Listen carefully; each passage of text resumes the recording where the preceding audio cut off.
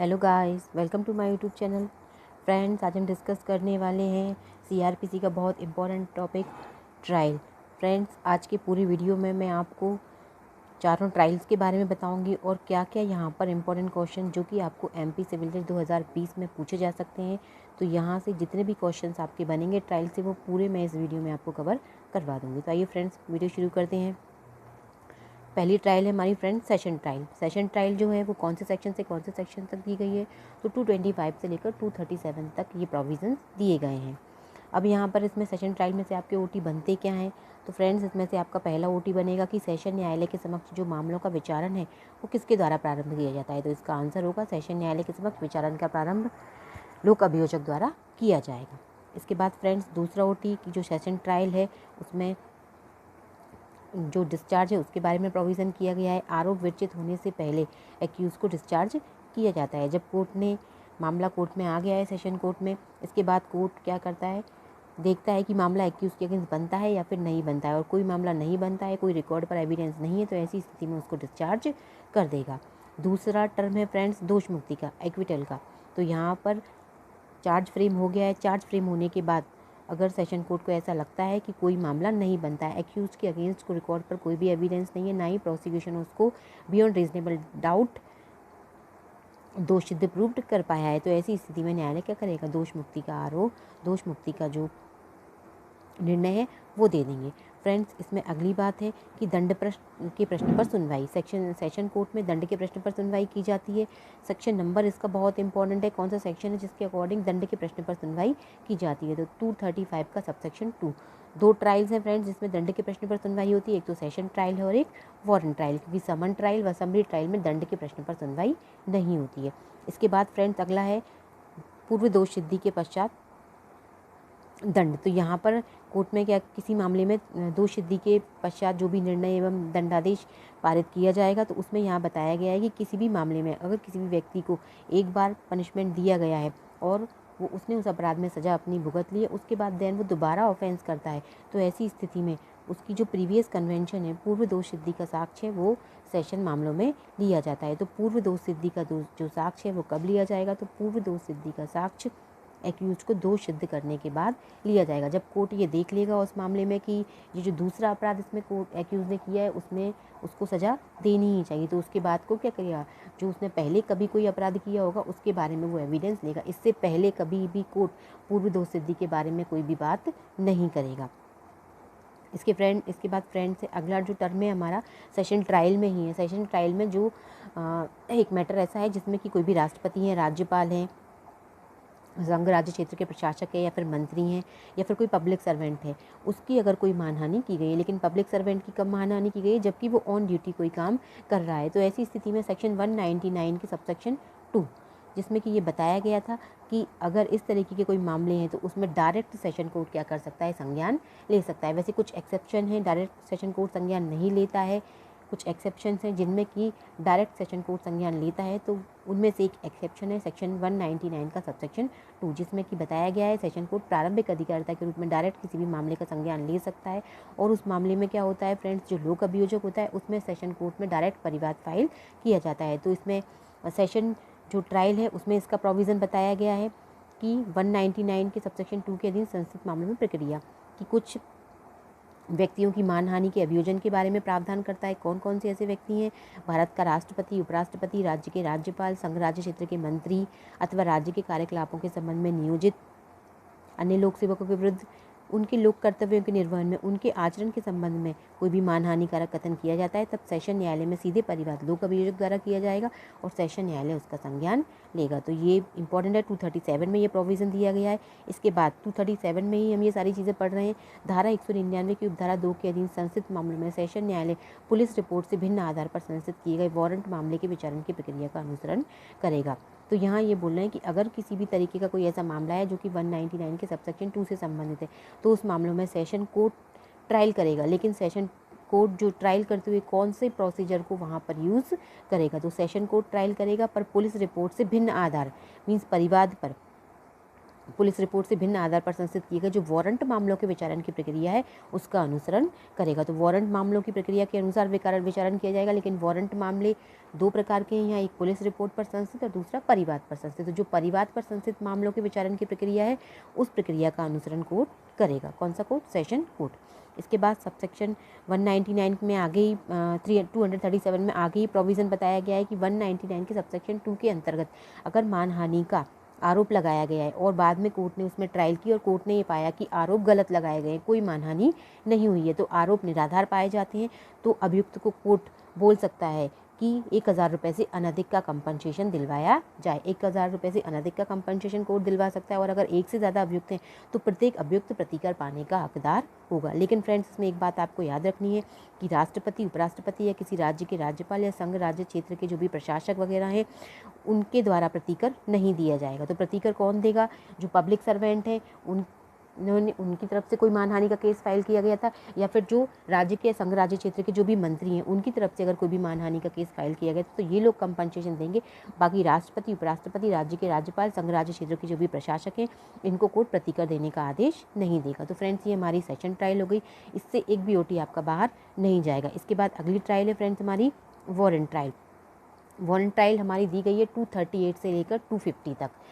Warrant trial दो प्रकार के मामलों की यहाँ पर बात करता है कि जो वारंट ट्रायल है उसमें एक तो मामले होंगे जो कि आपकी पुलिस रिपोर्ट पर संस्थित किए गए होंगे और दूसरे जो मामले होंगे वो मामले होंगे ऐसे मामले जो कि परिवाद पर संस्थित किए गए हों। तो सिंपल क्वेश्चन अगर पूछा जाता है कि वारंट ट्रायल कहाँ से कहाँ तक है तो हमारा आंसर होगा 238 से लेकर 250 तक। लेकिन अगर ऐसा क्वेश्चन पूछा जाता है कि पुलिस रिपोर्ट पर संस्थित वारंट मामलों में विचारण की प्रक्रिया तो आंसर होगा 238 टू 243 और 248 से लेकर 250 तक ये सेक्शन है। इसके बाद अगर पुलिस रिपोर्ट से भिन्न आधार मीन्स परिवाद कंप्लेन वाले मामलों में वारंट ट्रायल का प्रोसीजर कौन से सेक्शन से कौन से सेक्शन तक दिया है तो उसका आंसर होगा 244 से लेकर 250 तक।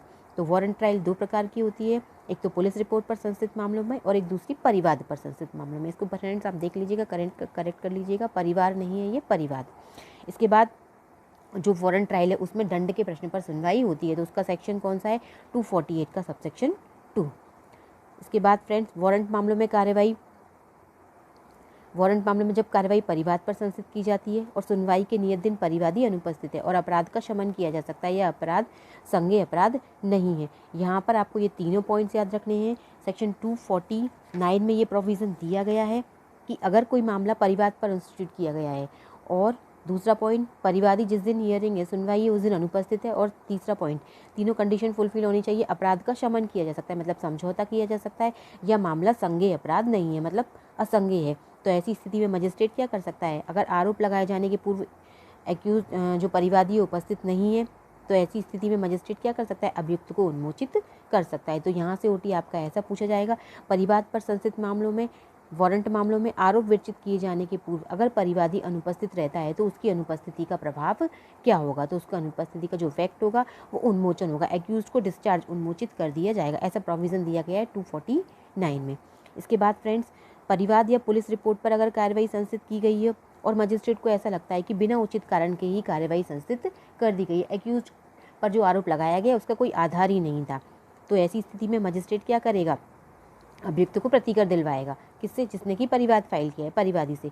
तो प्रतिकर और साथ ही साथ जिसने ये जो 250 सेक्शन के बारे में प्रोविज़न हम पढ़ रहे हैं यहाँ पर पुलिस रिपोर्ट वाली बात भी की गई है और परिवाद वाली बात भी की गई है। तो मजिस्ट्रेट कंपनसेशन देने का ऑर्डर देगा और जो प्रतिकर होगा वह यहाँ पर वो कितना होगा? यहाँ पर वो होगा जितनी रकम का मजिस्ट्रेट जुर्माना देने के लिए सशक्त है उतनी रकम तक का वो क्या हो सकता है? प्रतिकर हो सकता है, उससे ज़्यादा का नहीं होगा। तो यहाँ पर दोनों में 250 सेक्शन की बात की जा रही है, चाहे परिवाद पर मामला फाइल किया गया हो या पुलिस रिपोर्ट पर मामला फाइल किया गया हो।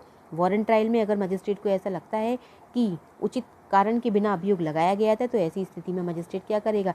एक्यूज को कंपनसेशन दिलवाएगा और कंपनसेशन की जो रकम होगी वो कितनी होगी? मजिस्ट्रेट जितना जुर्माना देने के लिए सशक्त है उतनी रकम से अनधिक मतलब उससे ज़्यादा नहीं होगी, उतनी तक का हो सकता है। तो फ्रेंड्स ये हमारी वारंट ट्रायल कंप्लीट हो गई है। इसके बाद देखिए फ्रेंड्स समन ट्रायल। समन ट्रायल किस सेक्शन से किस सेक्शन में है? तो 251 से लेकर 259 तक है। ये सेक्शंस नंबर भी याद रखने हैं, चैप्टर नंबर भी याद रखने हैं। समन ट्रायल का चैप्टर कौन सा है? चैप्टर 20 है। अब यहाँ से क्या ओटी बनेंगे? समन मामलों में विचारण का प्रारंभ कहाँ से होता है? तो समन मामलों में जो विचारण की प्रक्रिया है उसका प्रथम चरण होता है अभियोग का सारांश बताया जाना। फ्रेंड्स, यहाँ पर ये जो ट्रायल है इसमें चार्ज फ्रेम नहीं होती है। बहुत इंपॉर्टेंट पॉइंट कि जो भी समन मामले हैं, समन ट्रायल है, उसमें चार्ज फ्रेम नहीं होते हैं। और समन मामले होते कौन से हैं, तो ये आपको पता है, जहाँ पर सीआरपीसी में डेफिनेशन पोर्शन दिया गया है वहाँ बताया गया है कि ऐसे मामले जो वारंट मामले नहीं हैं, क्या कि ऐसे मामले जो कि वारंट मामले नहीं हैं। तो यहाँ पर 2W में डेफिनेशन दी गई है कि ऐसे मामले जो वारंट मामले नहीं हैं। लेकिन इसको अगर हम अलग तरीके से पढ़ें तो ऐसे ऑफेंस जिनमें कि पनिशमेंट 2 वर्ष तक का है या उससे कम का पनिशमेंट है, वो समन केसेस हो जाएंगे। तो उनकी ट्रायल समन ट्रायल के अकॉर्डिंग की जाएगी। और समन ट्रायल में प्रथम चरण होता है अभियोग का सारांश बताया जाना। इनमें आरोप की विरचना नहीं की जाती, मतलब चार्ज फ्रेम नहीं किया जाता। पूर्व दोष सिद्धि का साक्ष्य लेने का प्राविजन समन ट्रायल में नहीं है, ना ही दंड के प्रश्न पर सुनवाई की जाती है।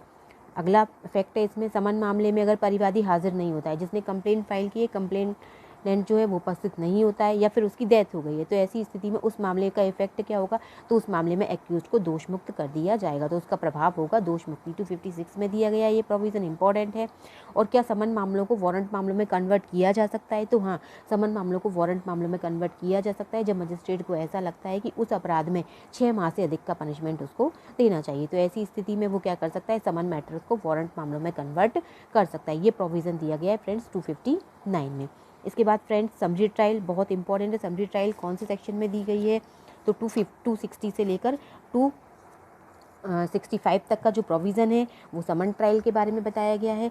और यहाँ पर सबसे इम्पॉर्टेंट क्वेश्चन जो आपसे पूछे जाएंगे कि जो समन ट्रायल है, समरी ट्रायल है, वो कौन कौन से कोर्ट्स कर सकते हैं। तो समरी ट्रायल का चैप्टर नंबर भी आपको याद रखना है। समरी ट्रायल दिया गया है चैप्टर 21 में। CJM, महानगर मजिस्ट्रेट और फर्स्ट क्लास मजिस्ट्रेट तभी कर सकता है जबकि हाई कोर्ट ने उसको इसने में समरी ट्रायल करने के लिए सशक्त किया हो, अदरवाइज प्रथम वर्ग मजिस्ट्रेट समरी ट्रायल नहीं कर सकता। एक और इम्पोर्टेंट बात आपको याद रखनी है फ्रेंड्स इसमें कि हाई कोर्ट कब कर सकता है। वैसे तो आंसर आपको सिर्फ CJM, महानगर मजिस्ट्रेट या फिर जो प्रथम वर्ग मजिस्ट्रेट है उसको अगर हाई कोर्ट ने सशक्त किया है तो वो समरी ट्रायल कर सकता है। लेकिन यहाँ पर समरी ट्रायल में सेकंड क्लास मजिस्ट्रेट के बारे में भी प्रोविज़न दिया गया है कि द्वितीय वर्ग मजिस्ट्रेट भी समरी ट्रायल कर सकता है। लेकिन वो कौन से ऑफेंसेस की कर सकता है, केवल जुर्माने से दंडनीय अपराधों में या फिर ऐसे अपराधों में जिनमें पनिशमेंट कितना है, जुर्माने सहित या रहित 6 मास तक के कारावास तक का हो, या फिर ये जो ऊपर अपराध बताए गए हैं उन अपराधों का दुष्प्रेरण किया हो या फिर प्रयत्न किया हो। फ्रेंड्स, ये दुष्परिणाम नहीं है, दुष्प्रेरण है, यहाँ पे इसको करेक्ट कर लेना। मतलब जुर्माने से दंडनीय अपराध या फिर ऐसे कोई ऑफेंसेस जिनमें 6 मास तक का पनिशमेंट है, चाहे जुर्माने सहित हो या रहित हो, उन अपराधों का अगर आपने अबैटमेंट किया है या फिर अटेम्प्ट किया है तो उन ऑफेंसेस का भी सेकंड क्लास मजिस्ट्रेट क्या कर सकता है, समरी ट्रायल कर सकता है। लेकिन सेकंड क्लास भी तभी कर सकता है जबकि हाई कोर्ट ने उसको एम्पावर्ड किया हो। इसके बाद फ्रेंड्स की संक्षिप्त विचारण होगा कौन कौन से केसेस का, तो 260 सेक्शन है जिसमें कि दिया गया है कि ऐसे मामले जिनमें कि मृत्युदंड, आजीवन कारावास या 2 वर्ष से अधिक की अवधि के कारावास से दंडनीय नहीं है। मीन्स ऐसे मामले जिनमें 2 वर्ष से कम का पनिशमेंट है। या फिर IPC का जो सेक्शन है 379, 380, 381, जहाँ चोरी की है या चुराई हुई संपत्ति है उसका मूल्य 2000 रुपये से अधिक का नहीं है। तो इस तरीके के वो प्रोविज़न है, उन मैटर्स में ही सिर्फ समरी ट्रायल होगी। इसके बाद जो अगला OT इसमें बनेगा कि संक्षिप्त विचारण में समन मामलों के विचारण की प्रक्रिया का अनुसरण किया जाता है। समरी ट्रायल तो पढ़ रहे हैं हम, लेकिन समरी ट्रायल में ट्रायल कौन से प्रोसीजर के अकॉर्डिंग होगी, तो समन मामलों की जो विचारण की प्रक्रिया है उसके अकॉर्डिंग यहाँ पर विचारण किया जाएगा। और फ्रेंड्स, समन मामलों में जब भी मजिस्ट्रेट समरी ट्रायल करता है तो ऐसी स्थिति में वो 3 महीने से ज़्यादा का कारावास नहीं दे सकता। तो समन मामलों में 3 माह से अनधिक का कारावास दिया जाएगा, किसी भी स्थिति में 3 माह से ज़्यादा का नहीं होगा। अगला OT जो आपका बनेगा, कोई मजिस्ट्रेट संक्षिप्त विचारण के लिए प्राधिकृत नहीं है और अगर वो संक्षिप्त विचारण कर देता है तो विचारण शून्य होगा। फ्रेंड्स, ऐसा प्रोविज़न दिया गया है 461 में कि कौन कौन सी कार्यवाहियाँ हैं जो कि विषेड करती हैं। तो अगर कोई समरी ट्रायल के लिए सशक्त नहीं है, एम्पावर्ड नहीं है और उस मजिस्ट्रेट ने क्या कर दिया है, उस मैटर का समरी ट्रायल कर दिया है, तो ऐसी स्थिति में वो जो ट्रायल होगी वो शून्य होगी, वो दूषित होगी, विषेड होगी। और एक फ्रेंड्स, एक और OT आपको याद रखना है कि जहाँ समरी ट्रायल में मजिस्ट्रेट ने केवल 200 रुपीज़ से अनधिक का जुर्माना इम्पोज किया है, सजा वजह कुछ नहीं दी है, सिर्फ उसमें 200 रुपये से अनधिक का अगर कोई जुर्माना लगाया है, तो ऐसी स्थिति में उस दंडादेश की भी कोई भी अपील नहीं होगी। ये प्रोविज़न दिया गया है फ्रेंड्स 376 CRPC के सेक्शन में। तो फ्रेंड्स, ये आपका ट्रायल का पूरा पोर्शन कंप्लीट हो गया है। आपका एक भी OT यहाँ से बाहर नहीं जाएगा। अगर आपका मेरा वीडियो पसंद आए तो उसको लाइक करें और अपने फ्रेंड्स के साथ शेयर भी करें।